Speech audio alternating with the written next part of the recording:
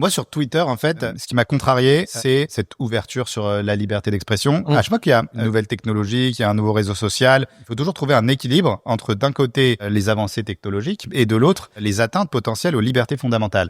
Et moi, ce qui me contrarie énormément avec la politique d'Elon Musk, c'est cette ouverture totale sur la liberté d'expression qui fait que maintenant, on peut vraiment tout dire, même des choses qui vont heurter, qui vont choquer, au nom de la liberté d'expression. Et pour moi, si je prends la définition de la liberté, ça consiste à faire tout ce qui ne nuit pas à autrui. Et donc, dès que tu nuis à autrui, pour moi, il doit y avoir des limitations à cette liberté inconditionnelle, sans limite, en fait. Parce que vous pensez, vous, de ce sujet. On est d'accord que c'est l'anonymat aussi qui le permet et qui fait que cette plateforme un peu prend cette tournure. Et d'ailleurs, alors après, je sais pas si c'est le cas sur tout le marché de l'influence, c'est aussi la raison pour laquelle je pense que les marques sont quand même assez réticentes d'aller sur X. En tout cas, de notre côté, on s'en rend bien compte que autant Snapchat, TikTok, Instagram, YouTube, on a d'énormes demandes. Autant X, c'est extrêmement limité. Non, de notre côté, c'est très limité.